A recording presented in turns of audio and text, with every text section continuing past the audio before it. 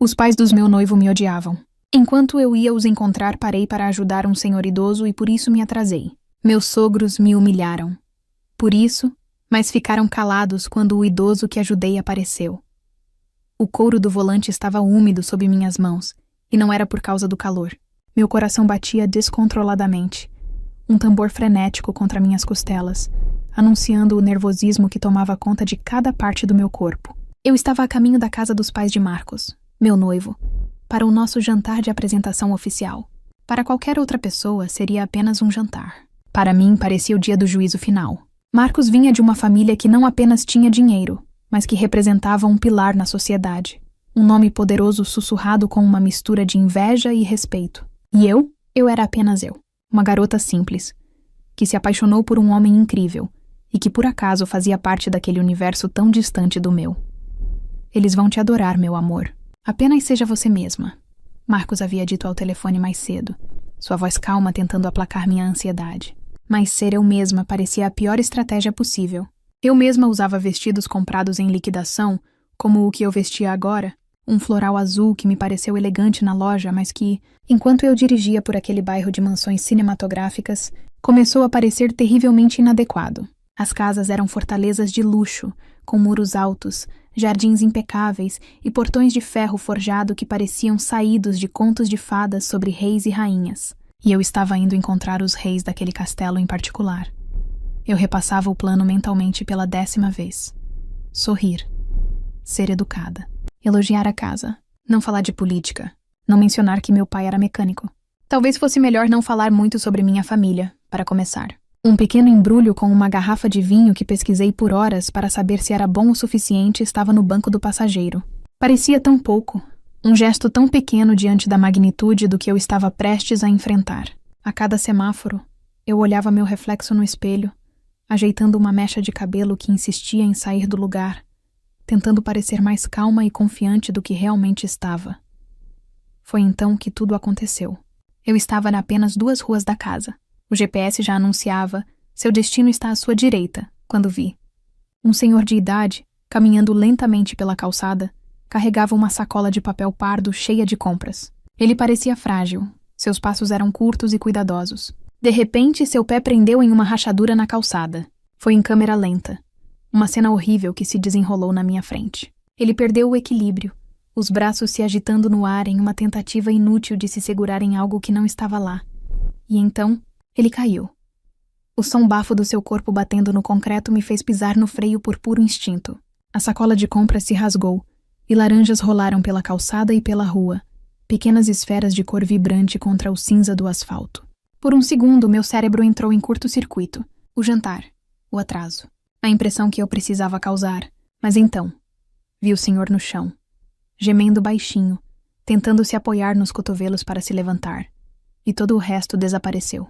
Não havia jantar, não havia sogros, não havia nervosismo.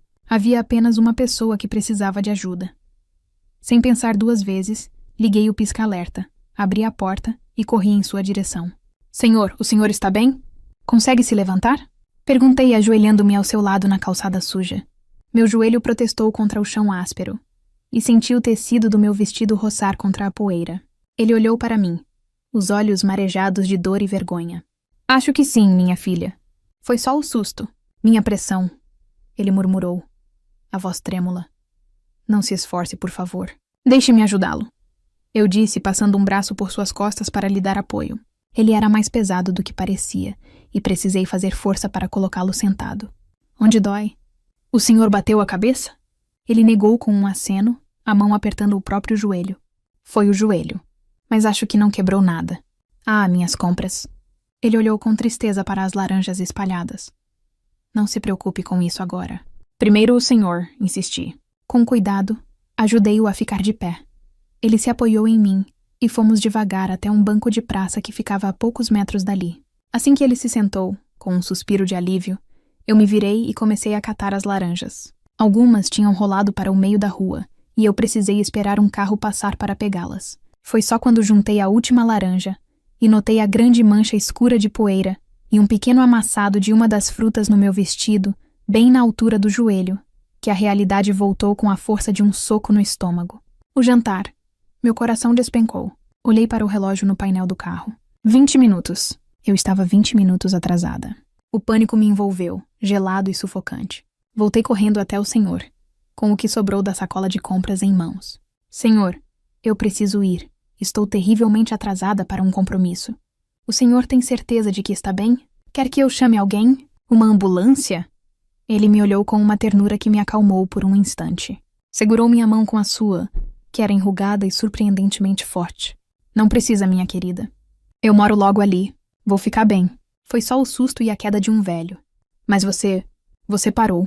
Ninguém mais pararia.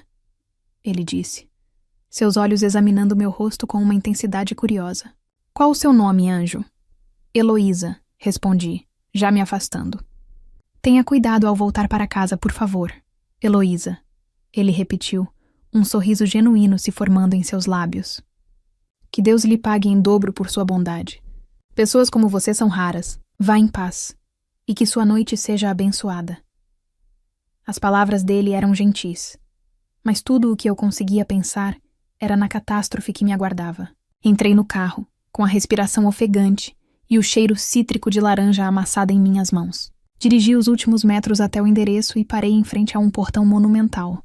Enquanto ele se abria, revelando uma mansão que parecia um palácio, olhei para a mancha no meu vestido. Era a marca da minha boa ação, mas eu sabia que, para as pessoas que me esperavam lá dentro, seria apenas a marca do meu desleixo. Respirei fundo, estacionei o carro e caminhei até a porta gigantesca de madeira escura. Minha mão tremia ao tocar a campainha. Eu não estava apenas 20 minutos atrasada. Eu estava chegando para o meu próprio julgamento, já condenada. A porta se abriu não com um rangido, mas com um silêncio quase sobrenatural, deslizando para dentro sob a mão de um homem de uniforme que me olhou com uma expressão neutra antes de anunciar minha chegada. A senhorita Heloísa, ele disse com a voz polida, e eu entrei, sentindo-me como uma intrusa em um museu. O chão era de um mármore tão brilhante que refletia as luzes do teto altíssimo, de onde pendia um lustre de cristal que parecia maior que o meu carro.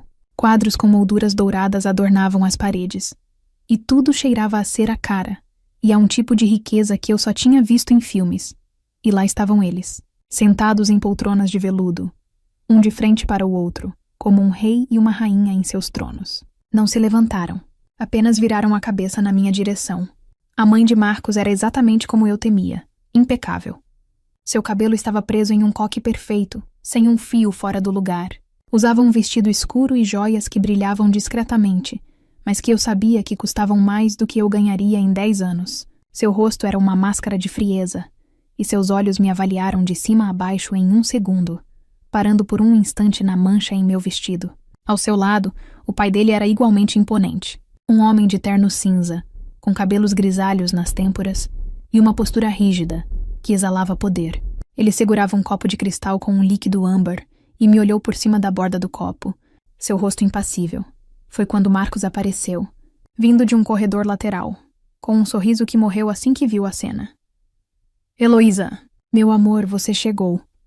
Ele disse, vindo rapidamente em minha direção e me dando um beijo na bochecha. Senti o alívio de sua presença, mas foi passageiro, pois a tensão no ar era palpável, quase sufocante. Mãe, pai, esta é a Heloísa, a mulher de quem tanto falei. Sua mãe não sorriu. Ela apenas ergueu uma sobrancelha perfeitamente arqueada. Nós percebemos. Ela está atrasada, disse, a voz cortante como um caco de vidro. 20 minutos para ser exata. Senti meu rosto esquentar. Abri a boca para me desculpar, para explicar. Mas as palavras não saíam. Eu peço imensas desculpas. Aconteceu um imprevisto no caminho. Comecei, a voz saindo fraca, trêmula. Imprevistos acontecem com quem não se planeja. O pai de Marcos interveio pela primeira vez. Sua voz grave e desdenhosa. Ele deu um gole em sua bebida antes de continuar. Planejamento e pontualidade são os pilares do nosso mundo, senhorita. Demonstram respeito, algo que aparentemente está em falta aqui. Pai, por favor. Marcos começou, mas foi interrompido pelo olhar fulminante de sua mãe. Deixe-o falar, Marcos. Estamos apenas constatando um fato, disse ela, e então seus olhos se fixaram em mim novamente. E não é apenas o atraso. O que aconteceu com a sua roupa? Esperávamos que você se arrumasse com um pouco mais de cuidado para nos conhecer. A palavra cuidado foi dita com tanto desprezo que senti como se estivesse vestida com trapos. A mancha no meu vestido parecia queimar, brilhando em neon para que todos vissem. A humilhação era um gosto amargo na minha boca. Eu parei para ajudar uma pessoa na rua. Um senhor que caiu e se machucou. Foi por isso que me atrasei e sujei o vestido. Eu sinto muito. Consegui dizer, sentindo as lágrimas se formando nos meus olhos, implorando para não caírem. A mãe de Marcos soltou uma risada curta, sem humor algum. Ah, por favor, que história comovente. Uma samaritana. Você espera que acreditemos nisso? Ou foi apenas a desculpa mais dramática que conseguiu inventar para o seu descuido? Cada palavra era uma facada. Olhei para Marcos buscando socorro e vi a raiva crescendo em seu rosto. Mãe, já chega? Que absurdo é esse? Heloísa é a pessoa mais gentil que eu conheço. É claro que ela pararia para ajudar alguém. Eu não vou admitir que fale com ela desse jeito. E ele disse, a voz finalmente firme. Mas a autoridade de seus pais era um muro impenetrável. Seu pai se levantou lentamente, colocando o copo sobre uma mesinha com uma batida seca. Ele caminhou até ficar entre Marcos e eu, e falou baixo, mas com uma dureza que calou meu noivo imediatamente. Marcos, não levante a voz para a sua mãe. Nunca, especialmente não para defender ela. Ele me lançou um olhar que me fez sentir como um inseto. Nós o criamos para ter discernimento, para saber reconhecer as coisas. E francamente, filho, estamos decepcionados. Ele se virou para mim, o desprezo evidente em cada linha do seu rosto. Veja bem, moça, meu filho é um homem bom, talvez bom demais. Ele vê o melhor nas pessoas, mesmo quando não há nada de bom para ser visto. Ele tem um futuro brilhante, uma posição a zelar, um nome a honrar. Ele fez uma pausa, deixando o peso de suas palavras assentar. E nós nos perguntamos, o que exatamente você traz para a vida dele? Além de atrasos, roupas sujas e histórias mirabolantes, nós nos perguntamos se o seu interesse não está no meu filho, mas no que o nome dele pode lhe proporcionar. Aquilo foi o golpe final. A acusação velada de que eu era uma interesseira, uma aproveitadora. Foi tão cruel, tão direto que me roubou o ar dos pulmões. O quarto começou a girar. Eu me sentia nua, exposta, dissecada por aqueles dois estranhos que me odiavam sem nem mesmo me conhecer. As lágrimas que eu tanto segurei agora escorriam livres pelo meu rosto, quentes e silenciosas. Eu não conseguia falar, não conseguia me mover. Tudo o que eu queria era desaparecer. Marcos tentou mais uma vez. Isso é um absurdo. Vocês não a conhecem. Eu a amo. E ele gritou desesperado. Amor não paga as contas nem mantém uma reputação, meu filho. Sua mãe respondeu friamente, enquanto se levantava e ajeitava o vestido. Agora, se o interrogatório acabou, podemos jantar? Estou faminta. Ela agiu como se a conversa mais humilhante da minha vida fosse um mero aperitivo antes da refeição. Eles me quebraram em 1000 pedaços e agora queriam que eu me sentasse à mesa com eles para comer.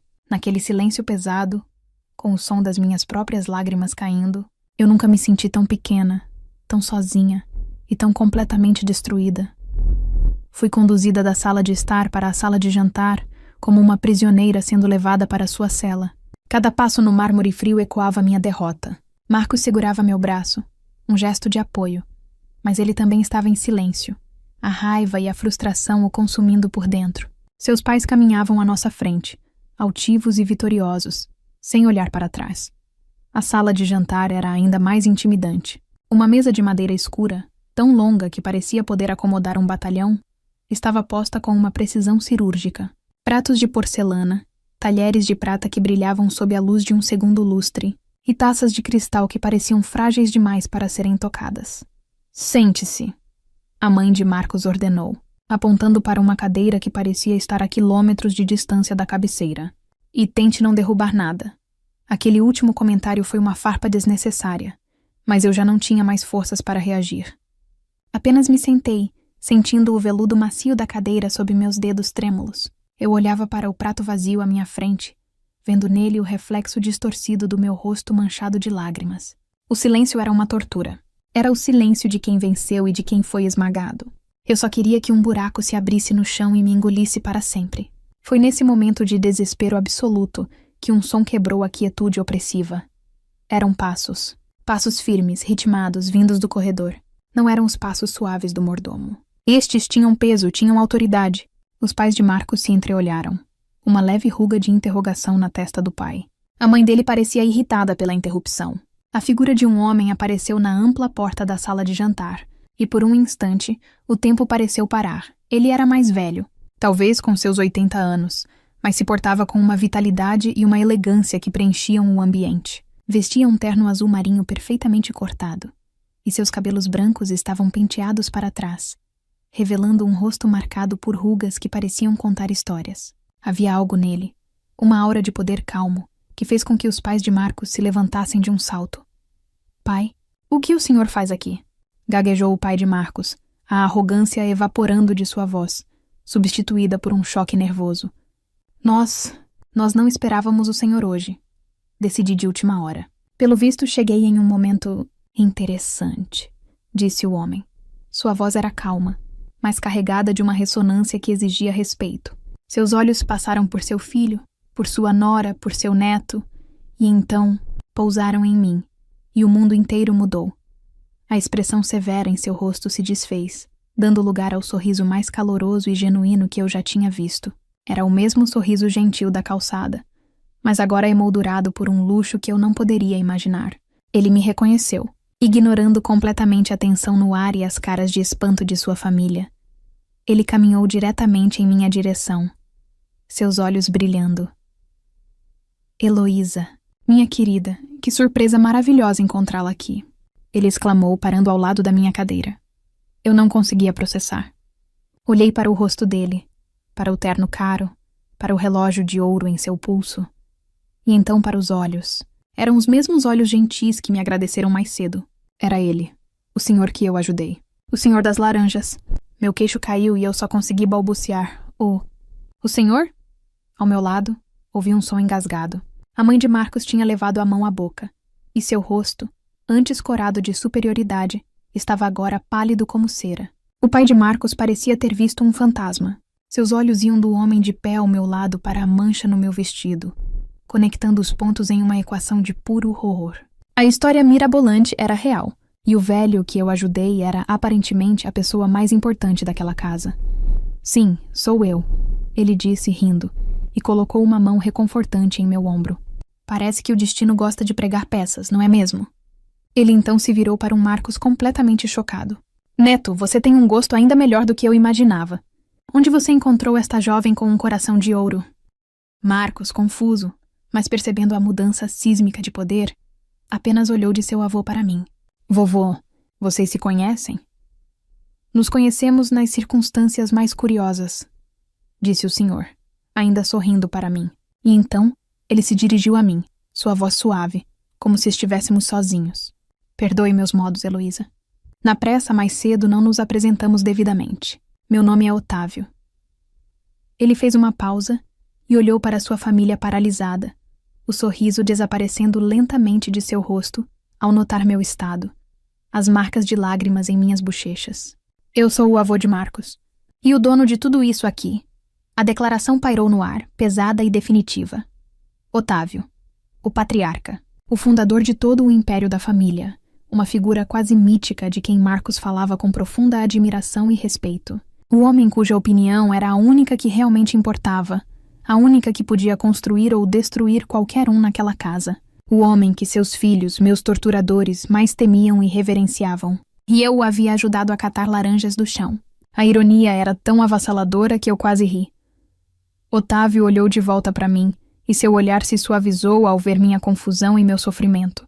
Ele franziu a testa, a bondade em seus olhos dando lugar a uma nuvem escura de suspeita. Ele olhou para seu filho e sua nora, que estavam rígidos como estátuas, e sua voz, quando falou novamente, tinha perdido todo o calor. Mas agora vocês vão ter que me explicar, ele disse, a voz baixa e perigosa. Por que a jovem que salvou o dia deste velho teimoso estava chorando sentada à mesa de jantar da minha família? A pergunta de Otávio pairou no ar como uma sentença. O silêncio que se seguiu foi 1000 vezes mais pesado e mais aterrorizante do que o anterior. Os pais de Marcos estavam congelados, rostos pálidos de pânico, presos entre a impossibilidade de mentir e a certeza da condenação se dissessem a verdade. Foi o pai de Marcos que tentou primeiro. A voz, antes tão imponente, agora era um fio fraco e hesitante. Pai, foi apenas um Um pequeno mal-entendido. Um atraso. Nada demais. Otávio nem sequer olhou para o filho. Seus olhos, sábios e penetrantes, permaneceram fixos em mim e em Marcos. Ele viu a verdade em nossos rostos antes mesmo que uma palavra fosse dita. E foi Marcos, fortalecido pela presença do avô, que finalmente quebrou as correntes da submissão. Não foi um mal-entendido, vovô, disse Marcos, a voz firme e carregada de uma raiva justa. Foi um massacre. Eles a humilharam desde o momento em que ela pisou aqui. Eles a chamaram de desrespeitosa e descuidada por causa do atraso. Zombaram do vestido dela. Ele fez uma pausa, olhando para mim com o coração nos olhos. Eles a acusaram de ser uma interesseira. E o atraso, vovô? O motivo do atraso foi porque ela estava na rua, de joelhos na calçada, ajudando o senhor depois que caiu. Cada palavra de Marcos era um prego no caixão da arrogância de seus pais. O rosto de Otávio, que já estava sério, se fechou completamente. A gentileza desapareceu, dando lugar a uma decepção tão profunda e tão fria que o ar na sala pareceu gelar. Ele se virou lentamente para encarar o filho e a nora. Eles se encolheram sob seu olhar. Eu passei 50 anos da minha vida. Otávio começou, a voz baixa, mas cada sílaba ressoava com o peso do aço.